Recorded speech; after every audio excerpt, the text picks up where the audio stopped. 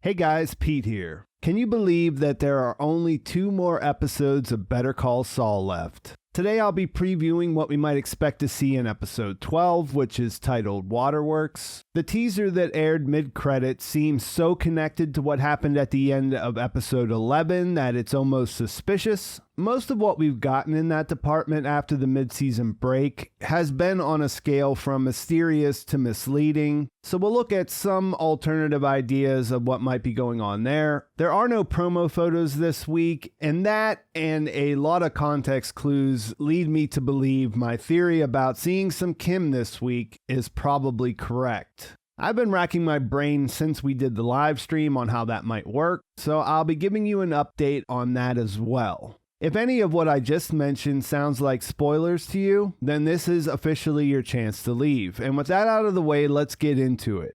Series co-creator Vince Gilligan will do something he's never done before this week. Write and direct an episode of Better Call Saul. He did do this on Breaking Bad, of course. He was the creator and showrunner of that series. And he co-wrote and directed a few episodes of the prequel, including the pilot that he directed and co-wrote with showrunner Peter Gould. But this is the first time that he has both credits for BCS. Talk about the end of an era. I guess if you've been saving up an earnest bravo Vince, this will be your week to unleash it. Waterworks has a short and vague description that reads, "The stakes are raised when a discovery is made. As has been the case with most of the second half of the season, there's no telling exactly what this is referring to. If you think about Gene, he has just broken into the home of the Mark that he learned had cancer. A lot of people think he might discover his dead body due to medication interactions. Remember, part of the scam involves knocking the person out with barbiturates so they can steal their identities while they sleep. I suppose if those reacted with his cancer meds, then that would raise the stakes."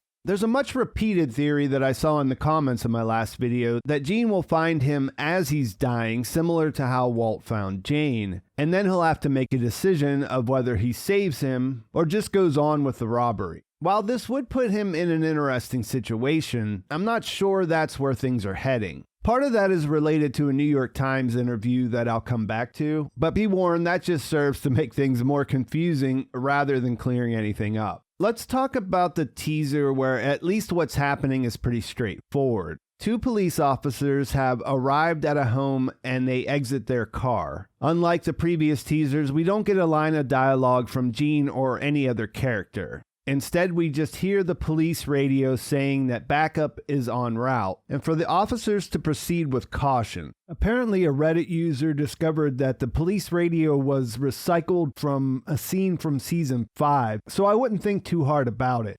It's clear they're responding to a call, and I guess the important questions are, is this the house Gene just broke into? And is he still inside? I'm guessing the marketing department would like for us to believe that, but how would that actually play out?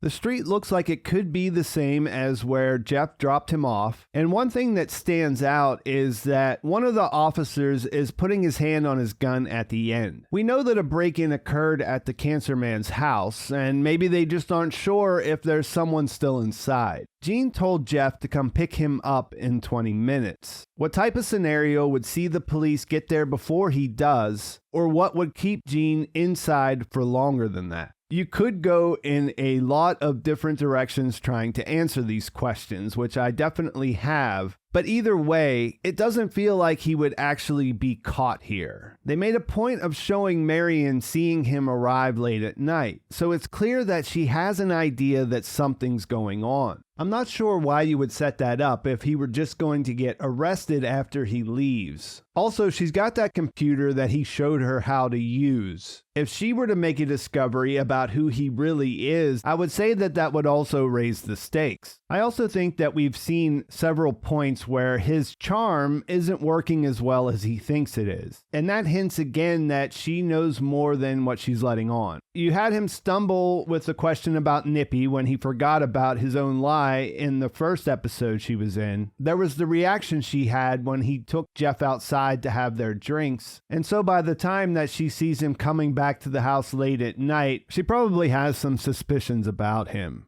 In a roundabout way, this would feel like it was justice for Irene Landry. That was one of his most despicable acts, where he used the same charm that is so effective on the elderly. And that makes the prospects of him underestimating Marion and her turning things around all the more tantalizing. Again, you could go in a lot of different directions to try to make that make sense. And just to complicate things further, there was this New York Times article that came out before the season started. In that, Bob Odenkirk was being interviewed while he was filming this episode with Vince Gilligan. It describes him sneaking around someone's home, picking up different items, which would make sense for what happened at the end of episode 11. The problem is that one of the shots they describe has Gene looking down from a balcony, and the cancer guy appears to live in a single-level ranch-style house. That would seem to indicate that he's still out there breaking into other houses after what happened with him. I guess if I was pressed to make a general prediction, I would say that I think he gets out of the break-in situation only to learn that he has an even bigger problem to deal with.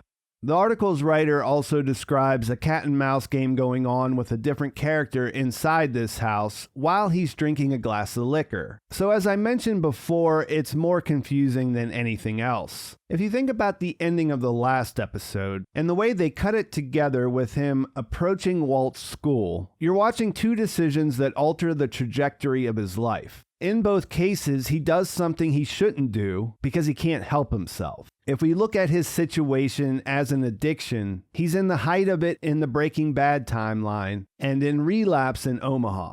We know the phone call is the event that set off his most recent episode. And my gut reaction when I was watching the episode for the first time was that they were keeping the contents of that from us so they could reveal it later. It just didn't really make sense for them to do that otherwise. And Tom Schnauz did confirm that we would hear the details of this call in a future episode to The Hollywood Reporter. If you go looking, you'll find several people who cleaned up this audio. And while there's some debate on exactly what's being said, the one thing they all agree on is that he's talking to Kim and that he addresses her by name. The first thing I thought about was that they were doing the same thing they did with Nacho's call to Mike in episode 602. In the next episode, we got to see the call from his perspective, and I think we'll get the same thing here with Kim. This is not some kind of far-out idea. I'm definitely not alone in this thinking. It seems to be popular to the point that it's almost inevitable. The episode's title, Waterworks, will certainly have more than one interpretation, but there's an obvious connection to her working at a sprinkler company. I don't think it's a question of if Kim will appear, but more of how much of her life we'll get to see. That will depend on her situation, and I think that's the most interesting part of this. If she's just been living her life without incident since she made the decision to leave the marriage behind, I suppose we wouldn't need a lot to explain that things are basically the same. Show some scenes with her day-to-day, maybe even do another split-screen montage, and we know enough about the character to piece things together. I got the impression that she was shifting the responsibility and on some level the blame to herself in their last conversation. And I don't think that bodes well for an easy transition to a happy, carefree life. She may have taken a page out of Howard's book, though, and actually dealt with her problems. Depending on where she's at in that journey, or if she's on it at all, would dictate how much we'd need to see to understand what's going on with her. Based on Gene's reaction to that call, you could make that work. She knows what happened, she told him to take care of the situation and turn himself in, and then told him not to contact her. Could that work as a satisfying ending? I mean, I guess. On some level, Jimmy might think that she can save him, or that getting back together would take him out of the spiral he's currently in. He would be wrong, but maybe being deprived of that connection would force him to go in one direction or the other. From what we've seen lately, that would probably be complete self-destruction. That's kind of where we're at, but I suppose it's possible that he tries to reach out again and through that realizes that there really is no chance. And that is what's difficult for someone who cares about somebody who is spiraling in addiction. But there's not much you can do when the person is engaged in the compulsion.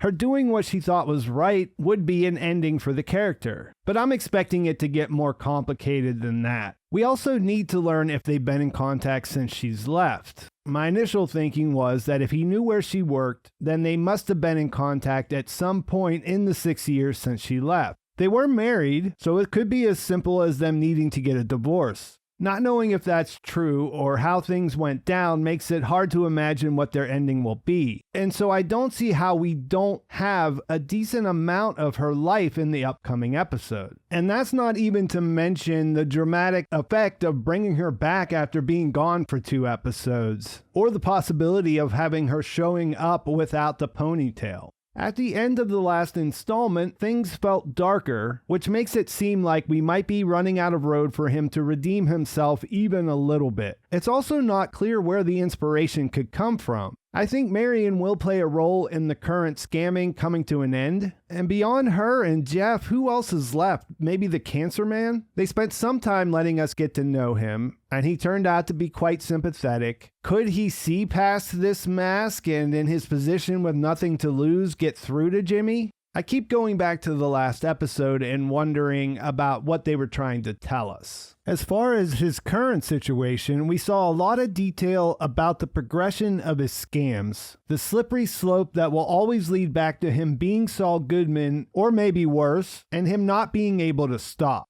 In relation to Walt and Jesse's appearance, we learned that Saul could have left them alone and got solid advice from Mike to do so, but ignored it. There's an added layer there of Mike not being able to take his own advice later on in the story, but I don't suppose that's very important for what we're talking about right now. What stands out is that him making the decision led to some discussion about whether Saul was responsible for Walter White's rise to power, and from my perspective, I feel that that underestimates what a force of nature that character is. What's more interesting, I think, is how Jimmy feels about it, because going in, I felt that if they were going to bring these two back, for that to work, it should be more about him. In our live stream discussion on Tuesday, we talked about this, and 2 things stuck with me. First, Gil pointed out that from Saul's perspective, he could believe that he was responsible for the carnage that Walter White left in his path. The second was Courtney bringing up all the Frankenstein references, and I've seen some other interesting takes on that in the past couple of days as well. A simple explanation of what that story is about is that Victor with a C, Frankenstein, creates a man from pieces of corpses and brings a brand new creature to life. Initially, it had good intentions and sought affection, but everyone it met was afraid of him because, of course, he was a bunch of different pieces of bodies put together and brought back to life. It's kind of terrifying. He eventually turns on the doctor, who never took responsibility for what he created. With those things in mind and having no idea how Kim might find herself compelled to intervene in the current situation, I wonder if the same way Jimmy thinks he created a monster in Walt, Kim might think she created a monster in Saul. Her encouraging his transformation was a big part of the beginning of this season. I imagine there would have to be some other steps that we haven't seen. Maybe she knew what he was up to during the events of Breaking Bad, or maybe something related to the phone call. As mentioned before, I do think we'll see that from her perspective in this episode. But either way, I think this makes more sense than her coming out of retirement to defend him in court, or just deciding to rescue him based on their past relationship. At the very least, it's a way in, and those seem to be in short supply at the end of episode 611. Maybe it's just me trying to cope with the reality that's being laid out in front of me, but I defer back to Peter Gould's assessment of how the 2 main characters of these series are different. He said, if there were a simple way to distinguish the 2 characters, I think Walt wants to be respected and feared, and Jimmy, I think, really wants everyone to like him. He wants love.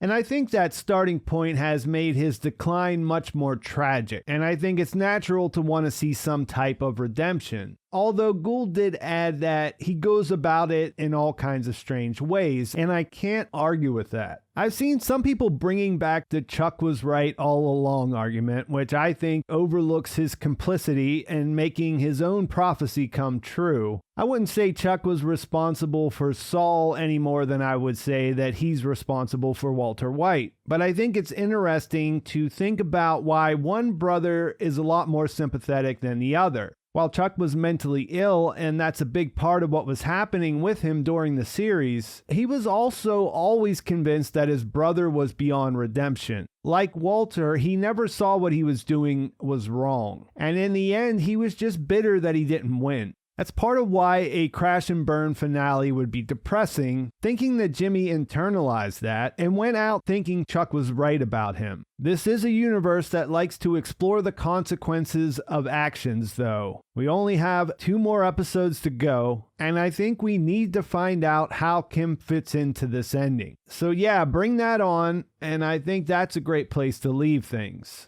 Let me know in the comments what you're expecting to see. There are 2 more scenes with Walt and Jesse appearing separately, according to Bryan Cranston. So what are you hoping to see with those? Please like this video if you enjoyed it. Please subscribe to my channel if you haven't already. And thanks for watching. I'll talk to you soon.